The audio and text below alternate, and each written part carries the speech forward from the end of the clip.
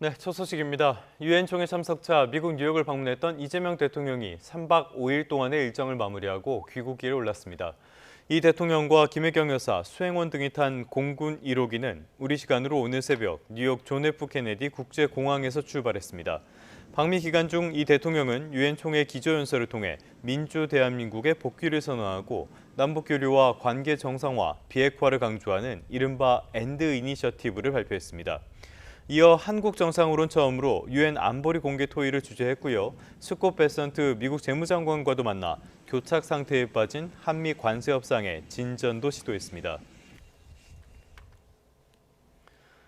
이재명 대통령의 마지막 일정은 뉴욕 증권거래소 방문이었습니다. 이 자리에서 월가의 거물급 투자가들을 상대로 투자 설명회를 열었습니다.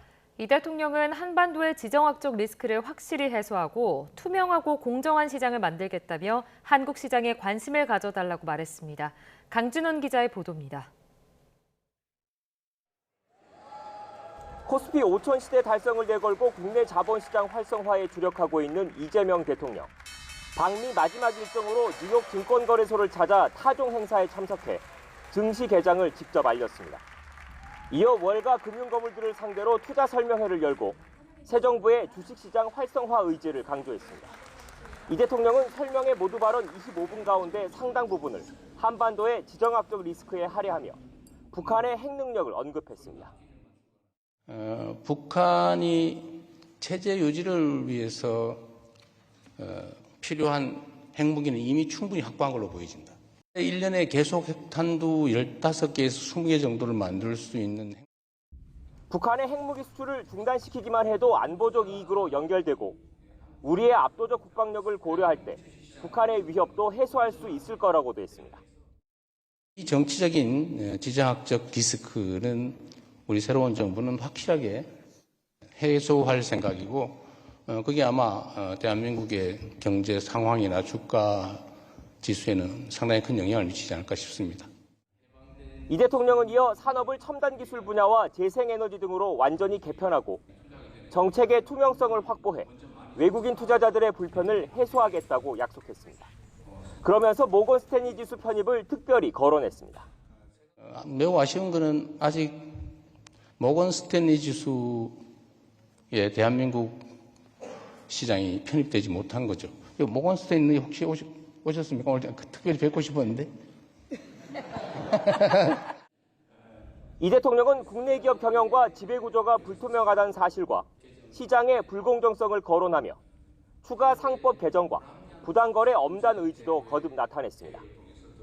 이번 투자 설명회에는 월가에서도 손꼽히는 큰손들인 시티그룹과 골드만삭스, JP모건 등의 최고 경영자들이 참석했고 우리 측에선 정부와 재계 핵심 인사들이 함께했습니다. 세계 최대인 뉴욕 증권거래소에서 대한민국 정상이 투자 설명회를 개최한 건 이번이 처음입니다. 유엔 총회를 통해 다자외교 무대에 본격 데뷔한 이 대통령은 오늘 밤 한국에 도착합니다. 주요 국내 현안을 챙기며 전 세계에 이목이 쏠린 다음 달 경주 에이펙 정상회의 준비에 집중할 것으로 보입니다. 미국 뉴욕에서 YTN 강준원입니다. 미국과의 하노이 회담 결렬 이후 유엔 총회에 대표단을 파견하지 않았던 북한이 7년 만에 고위급 대표단을 보냈습니다. 오는 29일 북한 차관급인 김선경 북한 외무성 부상에 유엔 연설이 예상되는데요. 뉴욕에서 북미 간 남북 간 접촉이 이뤄질지 관심입니다. 뉴욕에서 이수민 특파원입니다. 북한의 차관급 국제기구 담당 김선경 외무성 부상이 미국 뉴욕 JFK 공항으로 출발했습니다. 김 부상은 굳은 표정으로 한국 취재진의 질문에 아무런 답변도 하지 않은 채 황급히 자리를 빠져나갔습니다. 북한은 뉴욕에서 열리는 80차 유엔 총회에 7년 만에 고위급 인사를 파견해 회기 마지막 날 연설에 나섭니다. 지난 2019년 하노이 회담 결렬 이후 고위급 대표단 참석 없이 김성 주 유엔 북한 대사가 연설을 맡았던 만큼 기류 변화가 관측되는 대목. 일각에선 북한 김정은 국무위원장이 중국 전승절 열병식 참석을 계기로 고립주의에서 벗어나 공세적인 외교를 펼칠 것이란 전망이 나옵니다. 최근 김 위원장은 비핵화 요구 포기를 전제로 한 북미 대화 재개 의향을 밝혔습니다. 이재명 대통령도 북핵을 동결하는 조건이라면 트럼프 대통령과 김 위원장 간 합의를 수용할 수 있다고 밝힌 상태입니다. 또 트럼프 대통령에게 다음 달 경주 에이펙 정상회의 기간 중 김 위원장과의 만남을 권유한 만큼 김 부상의 방미 기간 중 북미, 남북 간 접촉 가능성이 제기되고 있습니다. 최근 한미일 외교 장관들도 북한의 완전한 비핵화 대신 한반도 비핵화를 강조했고 대화와 외교를 앞세운 점도 이런 관측을 뒷받침하고 있습니다. 한반도의 긴장을 완화시키고 북측과 대화하면서 평화를 정착시켜 나가는데 외교적 노력을 다하려고 합니다. 다만 북한을 핵 보유국으로 불렀던 트럼프 대통령은 김 위원장과의 재회를 기대한다면서도 행정부 차원에선 북한 비핵화 목표를 유지하고 있습니다.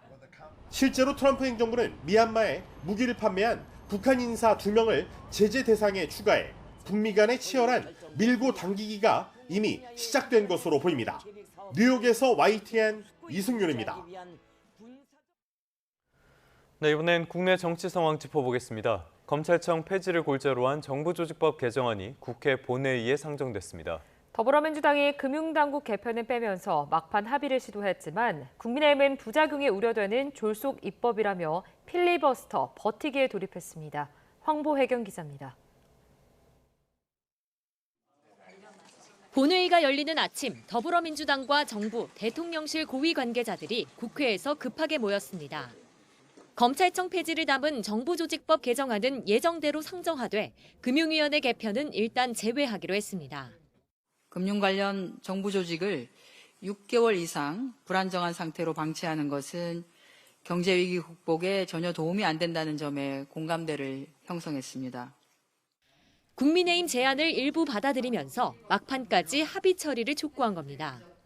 개편안을 두고 금융당국 반발이 이어지는 데다 야당이 소관 상임위원장을 맡고 있어 패스트트랙으로 지정되면 최소 180일이 지나야 상임위 통과가 가능하다는 점도 고려한 조치로 풀이됩니다. 본회의 직전까지 국회의장 중재로 여야 원내대표가 1시간 넘게 회동했지만 합의는 최종 결렬됐습니다. 결국 우원식 국회의장은 민주당 요구대로 정부조직법 개정안을 비롯해 방송미디어통신위원회 설치법과 국회법 개정안, 국회 증언감정법 개정안 등 4개 쟁점 법안을 본회의에 올렸습니다. 정부조직법 원안을 야당의 반대로 수정안을 낼 수밖에 없는 통탄스러운 상황이 왔습니다. 국민의힘은 검찰과 기재부, 이진숙 방송통신위원장을 겨냥한 졸속 조직계약이라고 반발했습니다. 금융위와 금감원을 현행 유지하기로 했다지만 민주당은 언제든 입장을 뒤집을 수 있다고 지적했습니다. 더불어민주당의 그간의 태도를 볼 때 야당과의 합의나 약속을 하루아침에 엎어버리고 또다시 단독으로 추진할 개연성은 얼마든지 있다고 보여집니다. 국민의힘은 쟁점 법안들에 대해 무제한 반대 토론, 필리버스터에 돌입했는데 24시간이 지나면 범여권이 강제 종결할 수 있어 하루에 한 건씩 표결이 이뤄질 전망입니다. 정부조직법 개정안은 범여권 의석만으로 넉넉히 본회의를 통과할 수 있습니다. 이재명 정부 국회에서 익숙해진 필리버스터 정국이 4박 5일 동안 이어집니다. YTN 황보혜경입니다. 기획재정부는 정부조직법 개정안 수정 논의에 대해 신설될 재정경제부가 부총리 부처로서 경제사령탑 역할을 수행하는 것은 변함이 없다고 강조했습니다. 기재부는 긴급 고위 당정협의에서 정부조직법 개정안 수정안과 관련해 국회에서 정부조직법 개정안 확정 시 경제정책 총괄 조정 기능을 강화하는 방안을 검토해 나가겠다며 이같이 밝혔습니다. 앞서 더불어민주당과 정부 대통령실은 국회에서 긴급 고위 당정대 회의 뒤 브리핑을 열고 당정대는 당초 신속 처리 안건으로 처리하려 했던 금융위 정책감독기능 분리 및 금융소비자원 신설 등을 이번 정부 조직 개편에 담지 않기로 결정했다고 밝혔습니다. 국회가 오늘 본회의에서 검찰청 폐지 등의 내용을 담은 정부조직법 개정안 처리에 나섭니다. 이 법안이 통과되면 검찰청은 폐지되고 중대범죄 수사 기능을 전담하는 중대범죄수사청과 공소 제기와 유지를 맡는 공소청으로 나뉘게 됩니다. 국민의힘은 이에 반발해서 어제부터 무제한 토론, 그러니까 필리버스터에 돌입했는데요. 24시간이 지나면 법여권이 의석수로 표결을 통해 종결시킬 수 있습니다. 여권이 대선 개입 의혹을 주장하면서 사법부에 대한 전방위 압박을 이어가고 있죠. 그 중심에는 조희대 대법원장이 있는데요. 조 대법원장은 헌법은 법관의 신분을 보장하고 있다고 강조했습니다. 전국 법관 대표단은 더불어민주당이 추진하는 사법개혁안과 관련한 토론도 벌였습니다. 안동준 기자의 보도입니다. 조희대 대법원장이 신임 법관 임명식에 모습을 드러냈습니다. 조 대법원장은 임명식사에서 우리 헌법은 재판 독립을 천명하고 법관의 신분을 보장하고 있다고 말했습니다. 독립된 재판을 통해서만 사법부에 주어진 헌법적 사명을 온전히 수행하고 국민의 기본권을 충실히 보장할 수 있다는 굳은 믿음과 역사적 경험에 기초한 것입니다. 여권에서 이재명 대통령 사건의 대법원 전원합의체 판결을 문제 삼아 자신에 대한 거취 압박 수위를 높이는 가운데 사법부의 새 구성원들에게 헌법상 사법부 독립과 법관의 신분 보장을 강조한 겁니다. 조 대법원장은 헌법 정신을 깊이 되새겨 흔들림 없는 자세로 재판에 임해달라고도 당부했습니다. 사법부 신뢰가 흔들리는 것과 상관없이 본연의 임무를 다해달라는 의미로 풀이됩니다. 이런 가운데 전국 법관 대표회의는 민주당의 사법개혁안을 두고 토론을 벌였습니다. 대법관 수를 늘리고 추천 방식을 바꾸는 민주당의 사법개혁안에 대해 치열한 논의가 이어졌습니다. 앞서 이날 토론회를 주최한 전국 법관 대표회의 재판제도분과위원회는 상고심 심리 충실화를 입법 취지로 하는 증언안은 경청할 부분이 많다는 종합 의견을 냈습니다. 다만 하급심 강화가 병행돼야 한다든가 증언 속도와 범위를 신중히 검토해야 한다는 개별 의견도 적지 않았습니다. 전국 법관 대표들은 토론 결과와 최종 보고서를 작성한 뒤 법관들의 의견을 조만간 공개할 전망입니다. YTN 안동준입니다. 대법원이 윤석열 전 대통령의 재판을 담당하는 지기현 부장판사에게 제기된 의혹을 법원 감사위원회에 상정하기로 했습니다. 대법원 감사위를 열고 지 부장판사에 대한 윤리감사관실 조사 결과에 대한 심의를 받기로 했습니다. 앞서 더불어민주당 의원들은 지 부장판사가 룸살롱에서 술 접대를 받았다는 의혹을 제기해 대법 윤리감사관실이 조사에 나섰습니다. 약간 거리를 두나 있던 더불어민주당 지도부도 조희대 대법원장 청문회에 이제는 힘을 싣고 있습니다. 야권은 강성 지지층에 떠밀린 이중적인 태도라고 강하게 비판했습니다. 이재명 대통령의 복심으로 평가되는 김현지 대통령실 총무비서관에 대한 민주당의 국감 증인 채택 반대를 거론하며 내로남불이라고도 지적했습니다. 박희재 기자입니다. 법사위 차원에서 추진한 조희대 대법원장 청문회에 여당 지도부가 본격 힘을 보태며 엇박자 논란 불식에 나서자 국민의힘은 정청래 대표를 정조준했습니다. 과도한 공세 자제를 전하더니 강성 지지층 압박의 입장을 180도 바꿨다고 직격했습니다. 정청래 대표 위에 추미애 법사위원장, 그 위에 개딸이 있다고 목소리를 높였습니다. 정청래 대표가 숟가락을 얹고 나섰습니다. 피고인 이재명에 대한 대법원 판결을 대선 개입이라고 하는 것, 이것이 과연 정상적인 사고인지. 여기에 이 대통령 핵심 측근으로 꼽히는 김현지 총무비서관 국정감사 증인 채택 무상과 비교하며 전선을 확장하는 모양새입니다. 대법원장을 불러 삼권 분립 훼손을 시도하면서 대통령이 아끼는 신복 앞에선 고개를 숙인다며 방탄의 총대를 매는 이중적 태도라고 질타했습니다. 김현지 총무비서관이 얼마나 실세길래 이렇게 민주당 모든 의원들이 달려들어서 국회에 나오는 것을 막으려고 하는지. 개혁신당도 여당을 향한 압박에 가세했습니다. 조희대 대법원장은 출석시키고 김 비서관은 안 된다는 게 민주당식 공정이냐며 내로남불이라고 비판했습니다. 여당이 추진하는 내란전담 재판부법에도 날을 세웠습니다. 진행 중인 재판의 재판부를 법으로 바꾸는 건 위헌이라고 꼬집으며 윤석열 전 대통령의 석방이라는 결과를 가져올 거라고 주장했습니다. 윤석열 전 대통령은 기쁨의 어퍼컷을 하면서 지기현 판사에게 위헌 법률 심판 재청 신청을 할 것입니다. 형사재판은 중단되고 1심 구속기간이 만료되면 윤석열 전 대통령은 석방됩니다. 민주당 일각에서는 김 비서관의 증인 불발을 두고 나오는 게 국민주권정부의 원칙이라는 소신 발언도 나왔습니다. 여당 내의 같은 온도차를 겨냥한 야권의 화력전은 당분간 이어질 거로 전망됩니다. YTN 박희재입니다.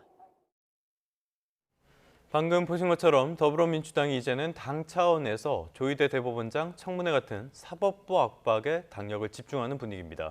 강경파 법사위의 폭주에 지도부가 화답하는 모습인데요. 당내에서는 청문회가 부적절하다는 쓴소리도 나왔습니다. 임성재 기자입니다. 국회에서 처음 조희대 한덕수 회동설을 제기한 민주당 서영교 의원이 기자회견장에 섰습니다. 본인이 받은 제보는 가짜가 아니라면서 AI 조작설을 제기한 일부 언론과 국민의힘 나경원, 주진우 의원 등을 고발하겠다고 밝혔습니다. 하필이면 대선 직전 이재명 당시 후보의 선거법 파기환송이 나왔다며 시점을 봐달라고 열변을 토했습니다. 조희대 사법부가 이렇게 회계망측하게 했던 내용을 왜 쉴드치고 있는지 이에 대해서 저는 추적하고 강경파 위주의 법사위가 홀로 폭주한다는 시선은 이 사진 한 장으로 정리됐습니다. 정청래 대표는 법사위원 격려 모습을 SNS에 올리며 이 역사적 사명감을 가지고 국민 뜻에 따라 사법개혁을 완성하겠다고 강조했습니다. 지도부도 이 사법부의 자성과 결단을 촉구한다. 조 대법원장이 직접 해명하면 될 일이라며 엇박자 논란을 불식시켰습니다. 바늘로 코끼리를 잡는 심정으로 오늘도 촉구합니다. 사법부부터 제발 대우각성하시기 바랍니다.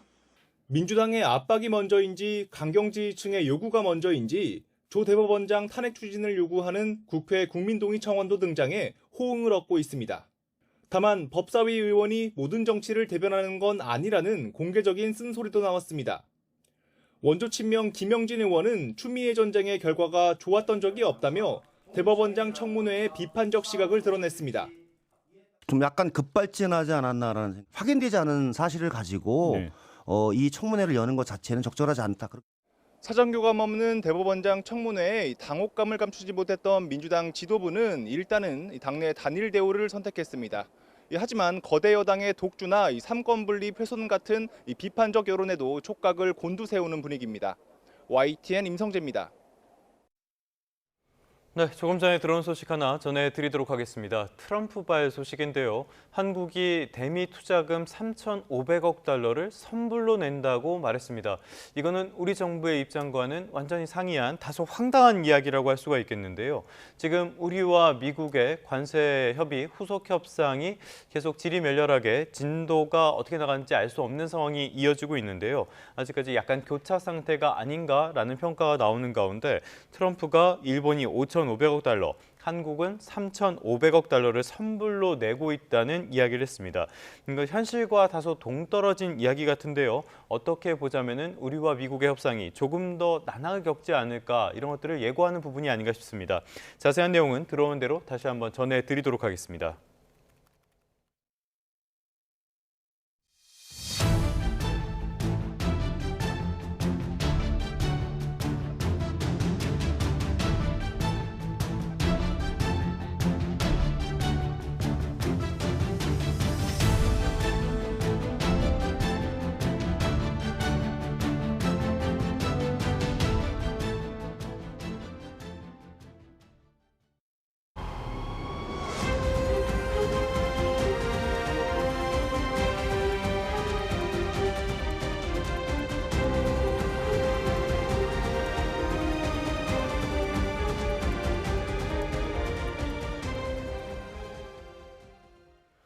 네, 이번엔 특검 수사 상황 살펴보겠습니다. 법원이 내란 특검이 추가 기소한 윤 전 대통령 사건의 첫 재판에 대한 중계를 허용했습니다. 지난 7월 재구속된 이후 불출석을 이어가던 윤 전 대통령이 85일 만에 법정에 모습을 드러낼 전망입니다. 신기혜 기자입니다. 내란 특검이 신청한 윤석열 전 대통령 재판의 중계를 법원이 일부 받아들였습니다. 특검이 추가로 기소한 특수공무집행 방해 혐의 사건의 첫 공판기일을 촬영할 수 있도록 한 겁니다. 오전 10시 15분 공판기일 시작부터 마칠 때까지의 모습이 촬영돼 공개됩니다. 다만 법원은 윤 전 대통령 보석신문은 촬영을 허가하지 않았는데 그 이유는 당일 법정에서 설명할 예정이라고 밝혔습니다. 언론사들도 촬영이 가능하긴 하지만 재판 시작 직전까지만 찍고 퇴장해야 하기 때문에 법원에서 전체 과정을 촬영한 뒤 촬영본을 별도로 제공할 예정입니다. 따라서 윤 전 대통령의 모습과 법정 상황은 약간의 시차를 두고 일반에 공개될 전망입니다. 이와 관련해 특검은 중계가 처음인 만큼 특검에서도 잘 준비하겠다고 짧게 입장을 밝혔습니다. 통상 첫 공판 기일에는 피고인의 인적사항 확인과 검찰 측의 모두 진술, 피고인 측의 혐의에 관한 의견 진술이 이뤄지고 이후 절차 논의 정도가 진행됩니다. 재판부가 특별히 발언 기회를 더 주지 않는 이상 윤 전 대통령은 인적사항 확인과 혐의 의견 진술 순서 정도에 직접 발언할 수 있을 거로 보입니다. 특검에 의해 재구속된 지 2달여 만에 국민 앞에 모습을 드러내는 윤 전 대통령이 어떤 발언을 내놓을지 주목됩니다. YTN 신기혜입니다. 특검에 1차 기소돼 재판 중인 김건희 씨가 이번에는 뇌물 혐의로 다시 소환됐습니다. 특검은 윤석열 전 대통령에 대해서는 여러 사건을 모아 한 번에 조사하겠다는 방침입니다. 김영수 기자가 보도합니다. 김건희 씨를 태운 호송차가 서울 광화문 특검 사무실로 들어갑니다. 1차 기소 이후 27일 만에 첫 재판에 출석한 바로 다음 날 특검에 다시 소환된 겁니다. 이번엔 특정범죄가중처벌법상 뇌물 혐의 피의자 신분입니다. 김 씨는 김상민 전 검사로부터 이우한 화백의 그림을 받은 뒤 총선의 공천을 받도록 돕고 국정원 법률특보 임명에 영향을 미친 혐의를 받습니다. 특검은 이번 조사에서 김건희 씨를 상대로 그림 수수 사실에 대해 집중적으로 추궁한 걸로 파악됐습니다. 김 씨가 그림 소유 자체를 부인하지만 특검은 김 전 검사에 대한 신병 확보로 그림 종착지에 대한 1차적인 판단은 나왔다고 보고 있습니다. 이와 함께 특검은 김상민 전 검사에 대한 공천 지원과 국정원 법률특보 임명 과정에 청탁과 영향력 행사가 있었는지도 캐물은 걸로 전해졌습니다. 하지만 김 씨는 이번에도 진술을 거부하겠다는 뜻을 밝히면서 실제 조사 시간은 1시간 50분에 그쳤습니다. 특검이 김 씨에게 공무원 범죄인 뇌물죄를 적용하면서 윤석열 전 대통령과 공범을 전제로 수사하고 있는 만큼 조사도 불가피합니다. 특검 관계자는 윤 전 대통령 조사가 필요한 사건이 많다면서 여러 차례 부르기보단 조사가 필요한 사건을 한꺼번에 묶어서 소환할 방침이라고 설명했습니다. YTN 김영수입니다. 네, 경제 뉴스입니다. 지난 7일 이재명 정부의 첫 번째 주택 공급 대책이 나왔죠. 하지만 시장 상황이 심상치가 않습니다. 서울 아파트값은 3주 연속으로 오름폭을 키웠는데요. 이번에도 성동과 마포 같은 이른바 한강벨트가 아파트값 오름세를 이끌었습니다. 최두희 기자입니다. 이재명 정부의 첫 부동산 대책인 6.27 대출 규제 이후 주춤하던 서울 아파트값. 하지만 지난 7일 발표한 첫 공급 대책 이후 매주 상승폭을 키우고 있습니다. 서울 아파트값은 0.19% 오르며 3주 연속 상승폭을 확대했습니다. 서울 25개 자치구 가운데 22개 자치구 상승폭이 커졌는데 토지거래 허가구역으로 지정되지 않은 한강벨트 아파트 값이 가파르게 올랐습니다. 성동구가 0.59% 오르며 자치구 가운데 가장 큰 폭으로 올랐고 이어 마포, 광진 등 한강벨트 자치구들이 상승률 상위권을 휩쓸었습니다. 이에 대해 한국부동산원은 선호단지 위주로 매수 문의가 증가하고 상승 거래가 포착되고 있다고 평가했습니다. 특히 9.7 대책에서 토지거래 허가구역 지정 권한을 국토교통부 장관으로 확대하겠다고 발표한 점이 오히려 수요자들의 공포 심리를 자극한 것으로 보입니다. 강남권에 이어서 이제 한강벨트들도 토지거래 허가구역 같은 이제 규제 지역으로 묶이게 되면 일명 전세를 끼고 주택을 구입하는 갭 투자가 어려워질 것이라는 호모 수요가 최근 유입되면서 9월부터 거래가 들고 경기도에서는 성남시 분당구가 0.64% 급등하며 전국에서 가장 높은 상승률을 기록하는 등 경기 지역 아파트 값도 상승폭을 키웠습니다.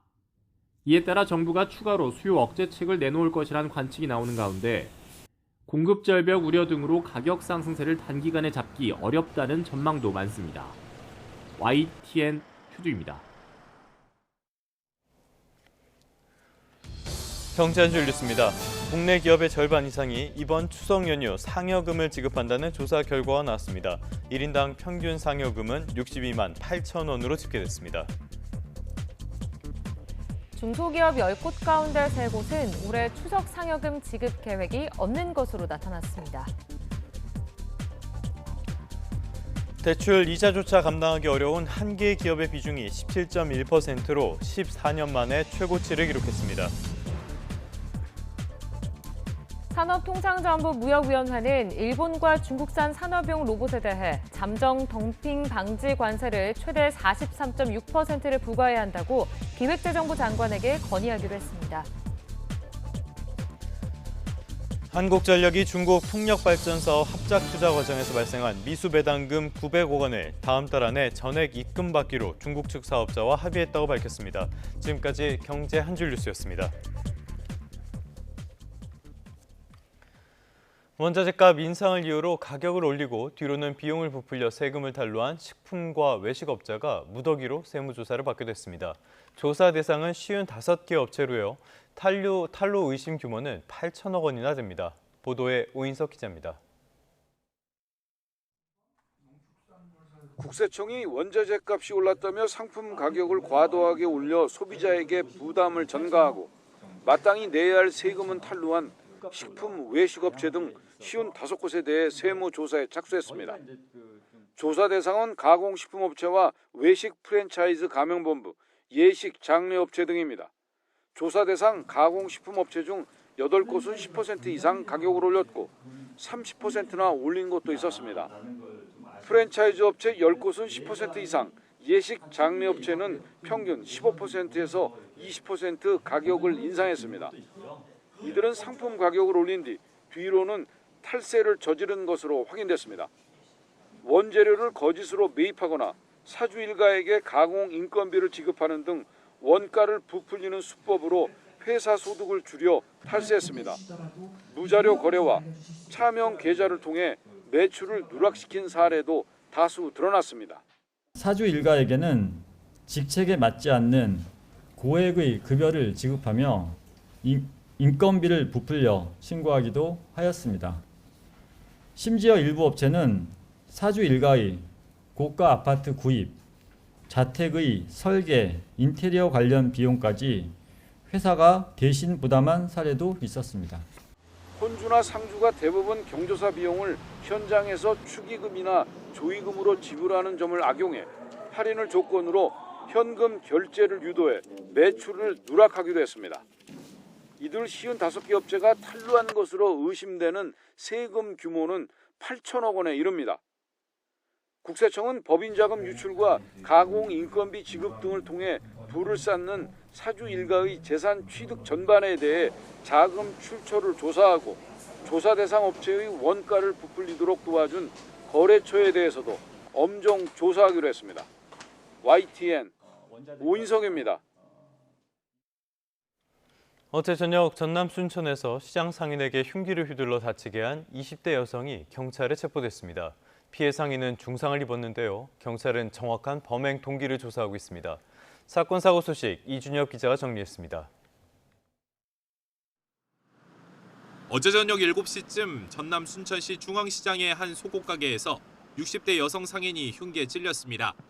흉기를 휘두른 건 20대 여성 A씨로 출동한 경찰은 A씨를 살인미수 혐의로 긴급 체포했습니다. 매장에서 카운터 손님 계산하고 있는데 밖에서 큰 소리가 났어요. 사모님이 그 범인을 칼이 찔리셨는데도 불구하고 범인을 잡고 있었어요. 피해 상인은 중상을 입고 치료를 받고 있습니다. 경찰은 범행 동기와 경위를 조사한 뒤 A씨에 대한 구속영장을 신청할지 검토할 방침입니다. 뒷좌석이 찌그러진 승용차에서 소방구조대원이 탑승자를 조심스레 들고 구급차로 옮깁니다. 어제 오후 6시 50분쯤 인천 화수동에 있는 해저터널에서 SUV 차량이 앞서가던 승용차와 승합차를 연달아 들이받았습니다. 이 사고로 승용차에 탄 2명이 경상을 입어 병원에서 치료받고 있습니다. 경찰은 운전자 주의 태만으로 사고가 난 것으로 보고 자세한 경위를 조사하고 있습니다. 저녁 8시엔 광주 원주 고속도로를 달리던 크레인 차량에 불이 나 1시간 만에 진화됐습니다. 다친 사람은 없었지만 차량 뒷바퀴 등이 불에 탔습니다. 오후 5시 40분쯤 경기 파주시 동패동에서는 상가 건물 1층 외벽에 있던 실외기에서 불이 났습니다. 불은 40분 만에 꺼졌지만 건물에 있는 학원과 독서실 등에 있던 88명이 대피해야 했습니다. YTN 이준엽입니다. 최근 경기도 김포에서 택시를 탄 중국 국적 여성 승객이 운전 중인 기사의 머리를 여러 차례 때리고 발길질하는 사건이 벌어졌습니다. 반복되는 택시기사 폭행 사건에 대책 마련이 필요하다는 목소리가 나옵니다. 정현우 기자입니다. 지난 13일 자정이 다 된 시각, 한 여성이 경기도 김포에서 택시에 탑승합니다. 하지만 택시가 출발하고도 정확한 행선지를 밝히지 않습니다. 와서 어디세요? 택시기사가 다시 목적지를 묻자 같은 말을 반복하다가 목소리를 높이는데 알아듣게끔 얘기하시라고요. 알았어, 이제 내가 원하는 집이에요. 갑자기 욕설을 하더니 운전 중인 기사를 때리기 시작합니다.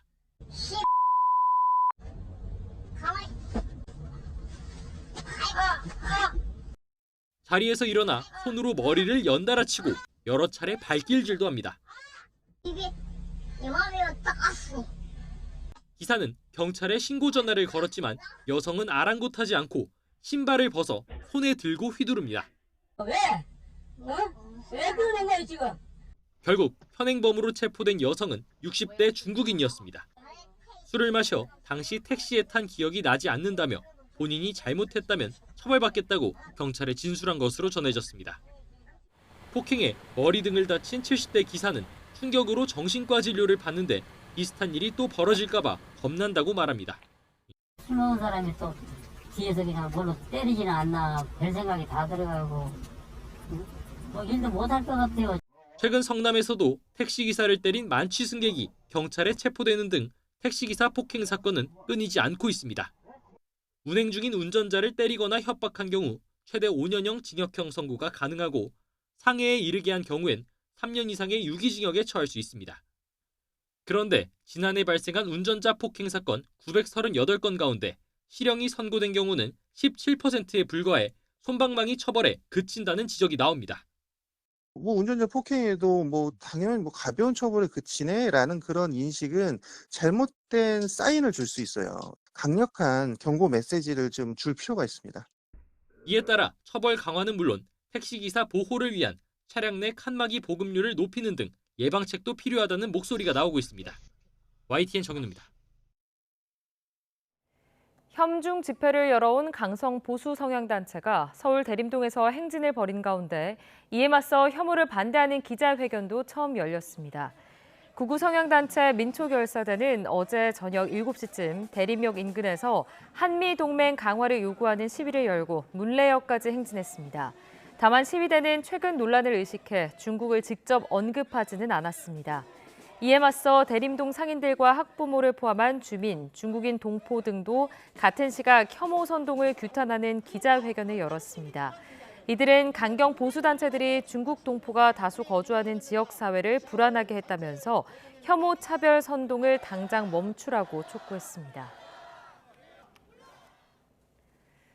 한국 개그계의 대부로 불리던 코미디언 전유성 씨가 어젯밤 향년 76세로 별세했습니다.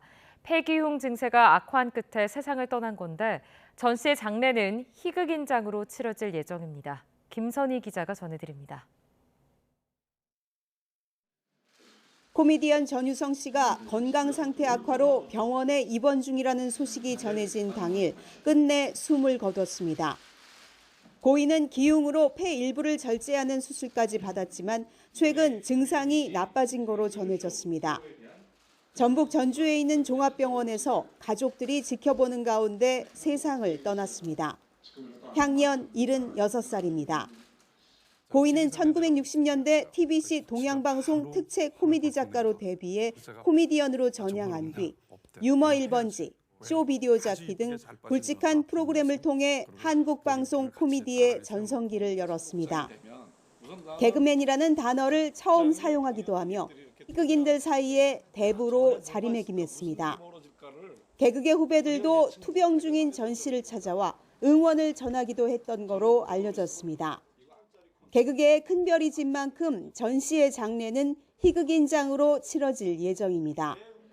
코미디언 협회는 고인이 가는 마지막 길에 많은 사람이 찾을 수 있도록 서울로 올라와 아산병원에 빈소를 마련할 계획이라고 전했습니다.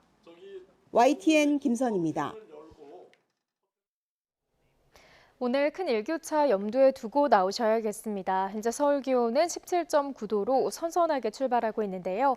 낮 동안에는 기온이 28도까지 오르면서 평년보다 높아 덥겠습니다. 또 현재 중부 내륙을 중심으로는 짙은 안개로 인해 가시거리가 200m도 채 되지 않는 곳이 많습니다. 추돌 사고 등 피해 없도록 각별히 주의하셔야겠고요. 낮 동안 중부는 서서히 맑은 하늘이 드러나겠지만 남부는 흐린 가운데 일부 지역에 산발적인 비가 이어지겠습니다. 내일까지 전남과 제주도에 10에서 60mm의 비가 오락가락 내리겠고요. 경남 남해안에는 오늘 오후까지 5에서 20mm의 비가 예상됩니다. 현재 기온 살펴보겠습니다. 현재 서울 기온 17.9도, 청주 19도, 부산은 22.6도로 출발하고 있습니다. 낮 동안에는 늦더위가 나타나겠습니다. 서울 한낮 기온 28도, 전주도 28도, 대구는 29도가 예상됩니다. 다가오는 휴일 새벽에는 서울 등 서쪽 지방을 시작으로 점차 전국에 가을비가 내릴 전망입니다. 날씨였습니다.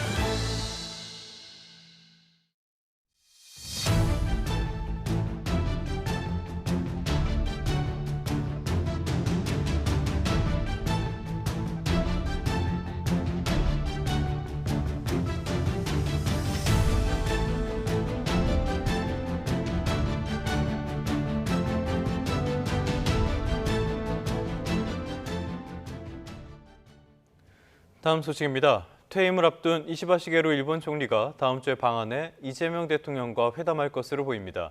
외교부는 이시바 총리가 이달 말에 방한하는 것을 두고 일본 측과 조율하고 있다고 밝혔습니다. 구체적인 방한 일정과 장소는 확인되지 않았지만 오는 30일 1박 2일 일정으로 부산을 찾는 방안이 유력한 것으로 전해졌습니다. 퇴임을 앞둔 이시바 총리가 방한하는 건 지난달 이재명 대통령의 일본 방문에 대한 답방 형식으로 셔틀 외교에 대한 복원 의지로 풀이됩니다. 트럼프 대통령이 다음 달 말 경주에서 열리는 에이펙 정상회의에 참석하기 전 일본 방문을 타진하는 것으로 알려졌습니다. 방일이 성사되면 시기상 일본의 새 총리가 트럼프 대통령과의 첫 회담을 하는데 마주할 의제가 녹록지 않아 보입니다. 도쿄에서 김세호 특파원의 보도입니다. 로이터 통신은 트럼프 대통령이 다음 달 31일 경주 에이펙 정상회의에 앞서 일본 방문을 타진하고 있다고 보도했습니다. 일본은 다음 달 4일 집권자민당 총재 선거가 치러진 뒤 이후 국회 표결을 거쳐 새 총리가 탄생합니다. 트럼프 대통령의 방일이 확정되면 시기상 새 일본 총리가 트럼프 대통령과 첫 대면 회담을 하게 됩니다. 다만 일본 정부는 현 시점에서 아직 정해진 바는 없다며 말을 아꼈습니다.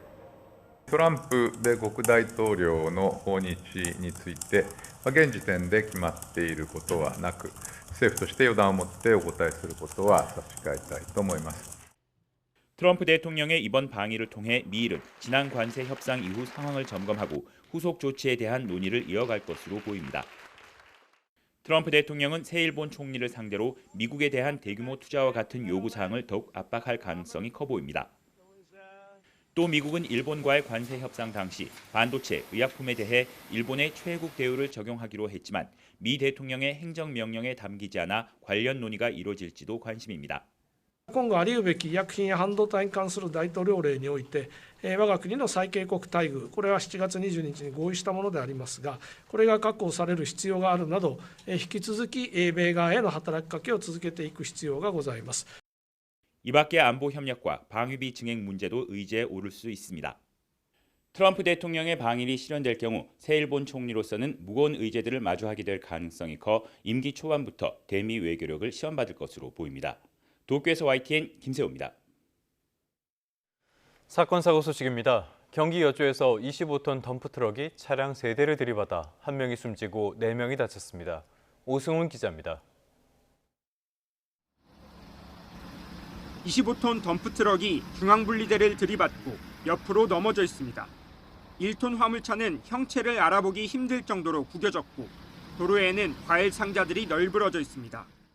낮 12시 50분쯤 경기도 여주의 한 국도에서 70대 남성 운전자가 몰던 25톤 덤프트럭이 마주오던 차량 세대를 잇따라 들이받았습니다. 이 사고로 1톤 화물차 운전자 1명이 숨졌고 뒤따르던 택시와 화물차에 타고 있던 운전자 등 4명이 다쳐 병원으로 이송됐습니다. 오전 10시쯤 경기도 이천의 한 행정복지센터 주차장에서 70대 여성 운전자가 몰던 승용차가 주차돼 있던 차량 5대를 들이받았습니다. 이 사고로 다친 사람은 없었지만 차량 6대가 파손됐습니다. 사고 당시 A씨는 음주나 무면허 상태는 아니었던 것으로 확인됐습니다. 실시간으로 경마 장면을 보며 돈을 베팅할 수 있는 도박 사이트입니다. 경찰은 이 같은 불법 사이트를 운영하거나 도박 자금을 충전 또는 환전해준 혐의로 29명을 검거해 6명을 구속하고 불법 도박에 참여한 140명을 불구속 송치했습니다. 8개 사이트 회원 17,000여 명이 충전하거나 환전한 도박 금액은 1,700억 원대에 달하는 것으로 조사됐습니다. 매일 경마 도박이 가능하도록 일본 경마 경기 코너 등을 함께 운영하였으며 경찰은 한국마사회가 운영하는 공식 경마장을 제외한 모든 온라인 경마 사이트는 불법이라며 이용자 역시 도박죄로 처벌될 수 있다고 강조했습니다. YTN 오승훈입니다. 정부 세종청사 보안에 구멍이 뚫리는 사건이 또 발생했습니다. 50대 민원인이 고용노동부 장관실 앞에서 난동을 부렸는데요. 인화성 물질을 소지하고 6층 장관실까지 올라갈 때 아무도 몰랐습니다. 차유정 기자입니다. 정부 세종청사 고용노동부 장관실 앞. 바닥에 소화전 호스가 길게 널브러져 있습니다. 서류 뭉텅이 사이로 소화기도 여러 대 보입니다. 어제 오후 6시쯤 50대 민원인 A씨가 장관실 앞으로 찾아와 난동을 부렸습니다. A씨가 가방에 넣고 온 건 휘발유가 된 페트병 3통과 부탄가스 토치. A씨는 장관과 면담하게 해달라며 휘발유 한 통을 거의 다 뿌리고 불까지 붙이려 했지만 직원들의 제지로 화재로 이어지지는 않았습니다. 당시 김영훈 장관은 부재 중이었고 장관실도 잠겨 있었습니다. A씨는 미인증 안전 물품을 유통하는 사업주로 이 관련 민원을 5년 동안 넣었음에도 처리되지 않자 불만을 품고 찾아온 것으로 알려졌습니다. 다행히 인명피해 없이 30분 만에 사건은 종료됐지만 정부 청사의 허술한 보안 문제가 또다시 도마 위에 오르게 됐습니다. 정부 세종청사는 출입증을 발급받은 뒤 소지품 검색대를 통과해야 하는데 A씨는 내부로 진입하는 유리문을 그대로 뛰어넘어 들어간 것으로 전해졌습니다. 그러는 사이 보안 인력은 뭘 했는지, 청사 곳곳에 설치된 CCTV들은 무용지물이었던 건지 수사가 필요해 보입니다. 지난 2012년과 2016년 서울청사 무단 침입 사건에 이어 2021년에도 마약 투약이 의심되는 남성이 세종청사를 활보하는 사건이 발생했습니다. 논란이 될 때마다 정부는 출입 시스템 보안 강화를 약속했지만 비슷한 사건은 반복되고 있습니다. 경찰은 A씨를 공무집행 방해죄 등의 혐의로 입건하고 정확한 출입 경위를 수사할 예정입니다. YTN 차유정입니다. 과자를 꺼내 먹었다가 벌금형까지 받은 이른바 초코파이 재판이 항소심에 들어갔습니다. 1심 판사는 간식이 있는 냉장고가 피고인이 출입할 수 없는 곳에 있다면서 유죄를 선고했는데요. 사무실 내부가 찍힌 사진을 김민성 기자가 단독으로 확보했습니다. 직접 보고 판단해 보시죠. 전북 완주에 있는 물류회사입니다. 유리문 너머 줄지어 배치된 소파들을 지나면 냉장고 한 대가 서 있습니다. 보안업체 직원은 지난해 1월 이 냉장고에서 초코파이와 카스타드 1개씩을 꺼냈습니다. 가격은 합쳐서 1,050원 정도. 그런데 이 과자를 먹었다는 이유로 경찰과 검찰을 거쳐 법정까지 가기도 했습니다. 보안업체 직원은 물류업체 탁송기사들의 양해로 관행처럼 간식을 드문드문 먹었다고 주장했습니다. 실제 이런 관행이 있다는 동료 직원 수십 명의 사실 확인서도 1심 중인 지난해 11월 법원에 제출됐습니다. 그러나 1심 판사는 냉장고가 탁송기사도 들어갈 수 없는 사무공간에 있다며 유죄 판단을 내렸습니다. 물류업체로부터 허락받은 것도 없다며 벌금 5만 원을 선고했습니다. 이 판결로 보안업체 직원은 해고 위기에 놓였고 그동안 변호사 비용만 벌써 1,000만 원 넘게 썼습니다. 탁송기사나 축구센터 직원들 입장에서는 거기가 사무공간으로 볼 수 없다는 것이 대부분의 이견이에요. 왜냐면 냉장고 위치가 상품기란인 대기 장소와 사무공간 딱 경계면에 있습니다. 그리고 이 냉장고는 정수기랑 부식 테이블과 맞닿아 있고요. 항소심 재판장은 각박한데 이렇게까지 해야 하느냐며 일단 심리를 시작했습니다. 전주지검은 검찰시민위원회 개최를 검토하고 있습니다. 검찰이 선고유예를 구형할 수 있다는 관측도 나옵니다. 위법과 관행 사이 1,050원 과자값 논란에 보안업체 직원의 일자리가 걸린 2심 재판은 다음 달 말부터 재개됩니다. YTN 김민성입니다. 9월 26일 금요일 미리 보는 오늘입니다. 은행권이 주축이 된 금융산업노동조합이 4.5일제 도입과 임금 인상을 요구하며 오늘 총파업에 돌입합니다. 금융노조는 오전 11시 서울 광화문에서 집회를 열고 3년 만에 전면적인 총파업에 나섭니다. 앞서 노조는 월요일부터 목요일까지 영업시간을 30분씩 늦추고 금요일은 오전 4시간만 근무하는 안을 제시했습니다. 해양수산부가 추석 명절 기간 수산물 소비 활성화를 위해 다음 달 1일부터 5일까지 전국 254개 전통시장에서 온누리 상품권 환급 행사를 진행합니다. 해당 전통시장에서 국산 수산물을 구매한 소비자는 구매 금액의 30%를 1인당 2만 원까지 온누리 상품권으로 환급받을 수 있습니다. 해수부는 또 오늘부터 30일까지 특별 재난지역으로 선포된 안동과 영덕, 당진, 한평 등 18개소 전통시장에서는 추가 환급 행사를 진행합니다. 문화체육관광부와 한국출판문화산업진흥원은 오늘부터 사흘간 서울 어린이대공원 일대에서 독서문화축제 2025 책 읽는 대한민국을 개최합니다. 정호승 시인 등 10명의 전문가가 책과 함께하는 삶의 여정을 주제로 강연하고 소통하는 자리가 마련됩니다. 지금까지 미리 보는 오늘이었습니다. 최근 러시아 전투기와 드론의 유럽 영공 침공이 잦아진 가운데 덴마크 여러 곳에 드론이 동시에 출몰하면서 안보 불안을 키우고 있습니다. 젤렌스키 우크라이나 대통령은 전쟁을 멈추지 않으면 러시아 대통령실인 크렘린궁을 폭격할 수 있다고 위협했습니다. 런던에서 조수연 특파원입니다. 어두운 밤하늘에 불빛 여러 개가 눈에 띕니다. 정체불명의 드론이 덴마크 여러 공항과 공군기지에 동시 출몰하면서 유럽이 비상에 걸렸습니다. The whole situation right now is sort of unsettling in the sense that so many world leaders are talking about a rather big conflict in World War III. 마르크 리터 나토 사무총장은 드론 출몰 상황을 심각하게 받아들인다며 회원국들과 안전 확보에 집중하겠다고 강조했습니다. 이번에도 러시아가 배후에 있는 것 아니냐는 추측이 나오자 러시아는 자국과 무관하다며 꾸며진 도발이라고 주장했습니다. 우크라이나 전쟁에 대해선 트럼프 미국 대통령이 우크라이나의 영토 탈환을 언급하는 등 달라진 듯한 모습에도 협상 의지가 있다는 원칙적 입장을 재확인했습니다.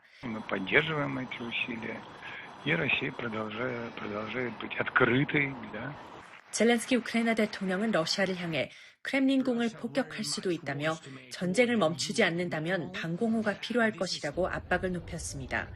우크라이나 국경에서 크렘린궁까지 거리는 약 450km로 우크라이나는 최장 비행거리 3,000km인 드론을 보유하고 있습니다. 또 미국이 사거리 300km의 미사일을 지원했지만 러시아 내 표적 공습은 금지한 것으로 전해졌습니다. 젤렌스키 대통령은 전쟁을 끝낸 뒤에는 자리에서 물러나겠다면서 유엔 총회에서 각국 정상과의 개별 회담 등 외교전을 이어갔습니다. We were thankful to your government and you really put big influence on strengthening Ukrainian army. 이런 가운데 우크라이나가 러시아의 에너지 시설을 집중 공습하면서 크림반도 주유소 절반이 휘발유 판매를 중단하는 등 에너지 공급난이 심화하고 있습니다. 러시아 정부는 에너지 시장 안정을 위해 휘발유 수출 금지를 연말까지 연장하고 디젤유 수출 금지도 다시 도입하기로 했습니다. 런던에서 YTN 조수연입니다.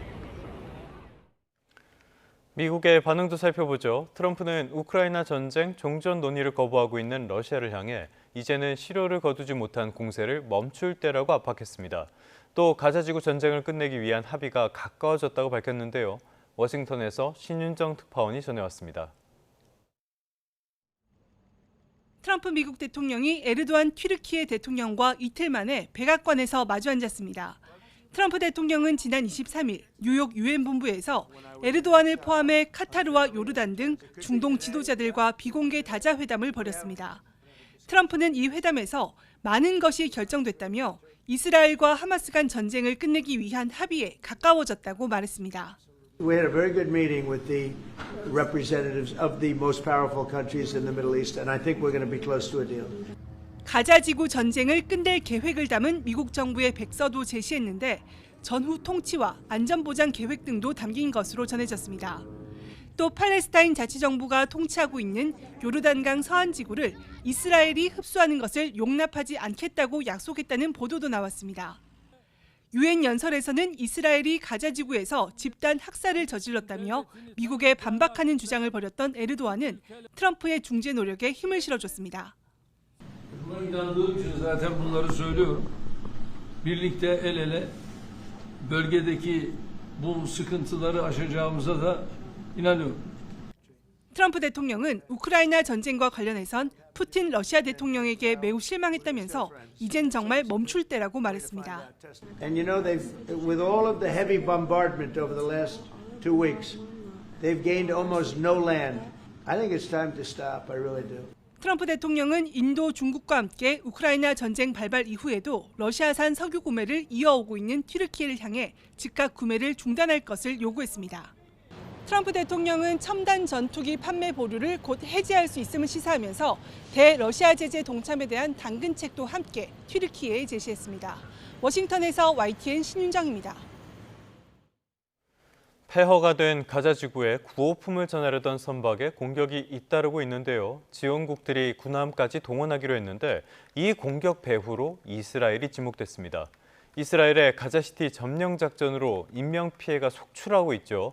팔레스타인 주민 70%가 피난했는데 국제사회의 종전 촉구에도 이스라엘은 여전히 폭주를 거듭하고 있습니다. 김종호 기자입니다. 날카로운 비행 물체 소리에 이어 폭발이 일어나고 승선원들이 몸을 숙입니다.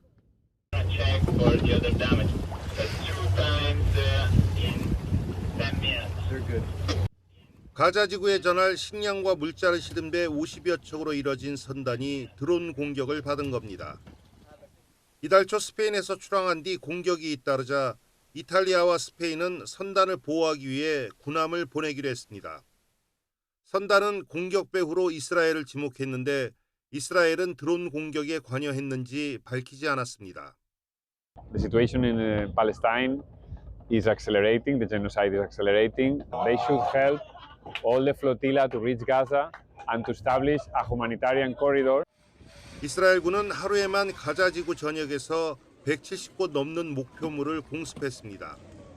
주택과 아파트 등이 공격받아 어린이들을 포함해 적어도 17명이 숨졌습니다. 가자시티 점령을 위한 지상작전을 개시한 지난 15일 전후에 약 100만 명이던 주민 가운데 70만 명가량이 떠난 것으로 집계됐습니다. 팔레스타인 자치정부 수반은 유엔 총회 화상연설에서 가자지구는 팔레스타인 국가의 필수라며 무장정파 하마스는 전후 통치에 참여해선 안 된다고 말했습니다. ورغم كل ما عاناه شعبنا فإننا نرفض ما قامت به حركة حماس في 7 أكتوبر من أعمال استهدفت المدنيين الإسرائيليين. 네타냐후 이스라엘 총리는 잇따라 팔레스타인 지지를 밝히고 종전을 촉구하는 각국 정상들을 비판하면서 현지 시간 26일 유엔 총회에서 진실을 말할 것이라고 받아쳤습니다. YTN 김종우입니다. 헤그세스 미국 국방장관이 이유를 밝히지 않은 채 전 세계에 있는 미군 고위 간부들을 긴급 소집했다고 워싱턴 포스트가 보도했습니다. 이 신문은 헤그세스 장관이 장군과 제독 수백 명에게 다음 주 버지니아 해병대 기지에 집결할 것을 지시했다고 전했습니다.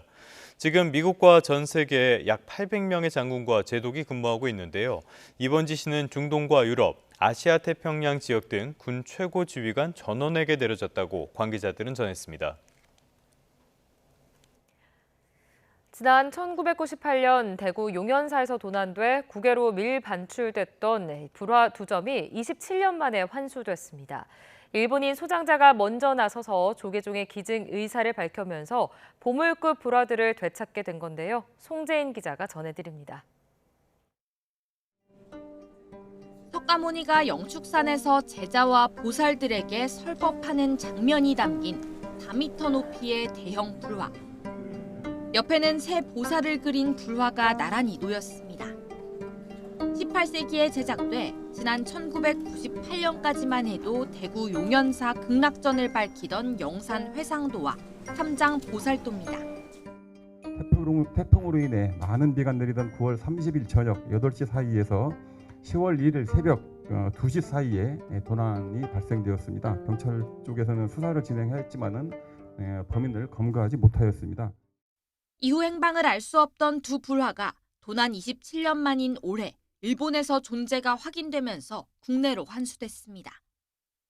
아버지에게 불화를 물려받은 일본인 소장자가 도난품인 걸 알고 바로 기증 의사를 전해온 겁니다.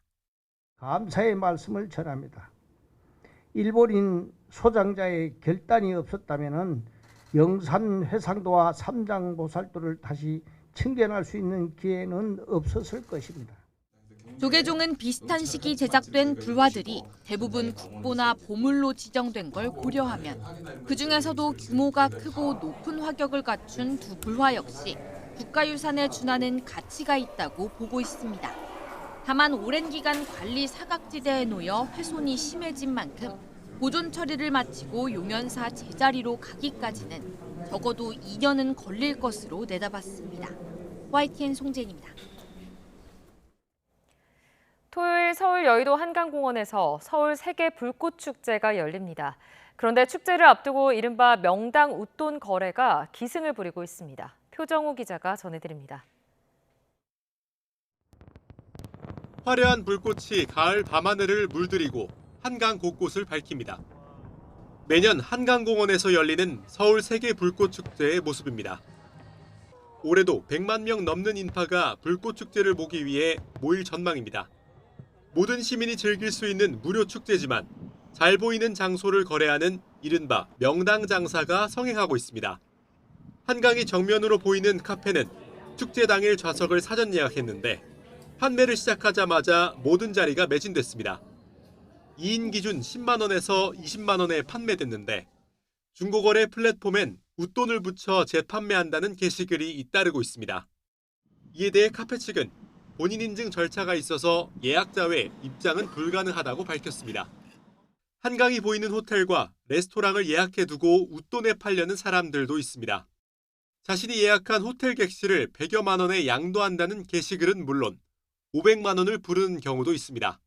혹시나 기념일이 특별한 기념일이거나 그런 때가 맞는다면은 그럴 수도 있을 것 같은데 그 정도의 값어치가 있지는 않다고 생각해서.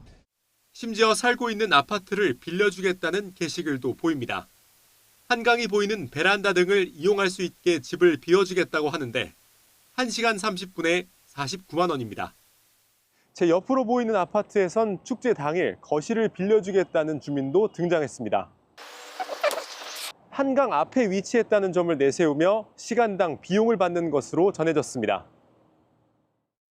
이 밖에도 실외 명당을 미리 맡아주는 자리대행 아르바이트 글이나 인근 주차장 이용권을 판매한다는 글도 있습니다. 좋은 자리를 얻어서 거기서 보면 좋긴 한데 사람이 많이 몰리면은 사고가 날 수 있을 것 같으니까 좀 그 안전 요원이 좀 배치돼서 통제를 해줬으면 좋겠습니다. 행사를 주관하는 하나 측은 중고거래 플랫폼에 게시글 삭제를 요청하고 있다면서도 개인 간 거래를 일일이 막기엔 한계가 있다고 설명했습니다. 서울시는 호텔업계에 바가지 요금을 자제해달라고 요청했습니다. 부르는 게 값이 된 명당 장사로 모두가 함께 즐기는 무료 축제의 취지가 흐려질 수 있다는 우려가 나옵니다. YTN 표정우입니다. 스포츠 소식입니다. 프로야구 선두 LG가 정규리그 우승을 눈앞에 두게 됐습니다. LG가 롯데를 대파하는 동시에 2위 한화는 두산의 덜미를 잡히면서 LG는 정규리그 우승 매직 넘버를 3으로 줄였습니다. 허재원 기자가 보도합니다. 롯데 유격수 전민재가 악송구를 범하는 사이 LG 주자 2명이 홈을 밟습니다. 1루수 고승민의 홈송구가 또 빗나가면서 한 점을 더 헌납합니다. 계속된 원아웃 1-3루 기회에서 오스틴의 석점 홈런이 터지면서 LG는 순식간에 6대0까지 달아났습니다. 선발 손주영의 7이닝 무실점 호투까지 더한 선두 LG는 롯데를 11대1로 크게 이겼습니다. 2위 한화가 두산에 덜미를 잡히면서 정규리그 우승을 향한 매직 넘버 2개를 한꺼번에 줄였습니다. 한화와 주말 3연전에 돌입하는 LG는 대전 원정에서 정규리그 우승에 도전합니다. 갈 길 바쁜 한화는 두산의 홈런포에 울었습니다. 1회 케이브에게 솔로 홈런을 얻어맞았고 5회에는 김재환과 양석환에게 연속타자 홈런을 허용하며 힘없이 무너졌습니다. 한화 선발 와이스는 팀 동료 폰세와 함께 프로야구 역대 최초로 한 팀에서 2명의 투수가 한 시즌 200탈삼진을 넘어서는 대기록을 세웠지만 팀 패배로 빛이 발했습니다. 삼성의 디아즈가 5회 원아웃 3루에서 2루타로 타점을 추가합니다. 올 시즌 디아즈의 147번째 타점으로 지난 2015년 박병호가 세운 프로야구 한 시즌 최다 타점 기록을 넘어섰습니다. 디아즈는 8회에는 오른쪽 담장을 넘어가는 시즌 49호 홈런을 추가하며 역대 외국인 선수 한 시즌 최다 홈런 기록도 다시 썼습니다. YTN 허재원입니다. 그제 저녁 8시 10분쯤 인천 당하동에 있는 아파트 13층에서 아이가 떨어졌다는 119 신고가 접수됐습니다. 이 사고로 4살 A양이 크게 다쳐서 병원으로 옮겨졌는데 생명엔 지장이 없는 것으로 파악됐습니다. A양은 추락 과정에서 나무에 걸린 뒤 화단으로 떨어진 것으로 파악됐습니다. 배우 선우은숙 씨 친언니를 강제추행한 혐의로 재판에 넘겨진 방송인 유영재 씨가 징역 2년 6개월이 확정됐습니다. 대법원은 성폭력처벌법 위반 혐의로 기소된 유 씨에게 징역 2년 6개월을 선고한 원심 판결을 상고 기각으로 확정했습니다. 유 씨는 재작년 당시 아내였던 선우은숙 씨 친언니를 5차례 강제추행한 혐의로 재판에 넘겨졌습니다. 어제 오전 10시쯤 경기 이천시 신둔면 행정복지센터 앞 주차장에서 70대 여성 운전자 A씨가 몰던 승용차가 주차돼 있던 차량 5대를 잇따라 들이받았습니다. 이 사고로 다친 사람은 없었고 A씨가 몰던 승용차를 포함해 차량 6대가 파손됐습니다. A씨는 현장에 출동한 경찰관에게 차량을 제어할 수 없었다고 주장했고 이후 자체 보험 처리하겠다고 진술한 것으로 확인됐습니다. 오늘 아침 출근길 중부 내륙에서는 짙은 안개에 대한 주의가 필요하겠습니다. 특히 경기, 수원 등 일부 지역에서는 가시거리가 100m 안팎까지 바짝 좁혀져 있는데요. 이곳 서울도 제 뒤로 보시는 것처럼 뿌연 안개로 인해서 시야가 무척 답답한 상황입니다. 또 청주공항과 원주공항에서는 저시정 경보도 발효 중인 만큼 추돌 사고 등 피해가 발생하지 않도록 유의하셔야겠고요. 항공기 이용객들은 운항 정보도 잘 확인해 주시기 바랍니다. 안개는 오전 사이 기온이 오르며 점차 걷히겠고요. 중부지방은 대체로 맑은 하늘이 드러나겠습니다. 다만 남부는 흐린 가운데 호남과 제주도를 중심으로 산발적인 비가 이어지고 있는데요. 전남과 제주도에는 내일까지 10에서 60mm의 비가 더 내리겠고요. 경남 남해안에는 오늘 오후까지 5에서 20mm의 약한 비가 예상됩니다. 자세한 지역별 현재 기온 살펴보겠습니다. 현재 서울 기온 17.9도, 청주 19도, 부산은 22.6도로 출발하고 있고요. 낮 기온은 대부분 어제보다 그리고 평년보다 높아 다소 덥겠습니다. 오늘 서울 한낮 기온 28도, 광주와 대구는 29도가 예상됩니다. 다가오는 휴일 새벽에는 서울 등 서쪽 지방을 시작으로 점차 전국에 가을비가 내리겠고 비가 내리면서 날이 반짝 서늘해질 전망입니다. 내일까지 서해안과 남해안, 제주 해안에서는 너울성 파도가 높게 일겠습니다. 해안가 접근을 자제하는 등 안전사고에 유의해 주시기 바랍니다. 지금까지 YTN 윤수빈입니다. 뉴스타트 3부 잠시 뒤에 이어집니다.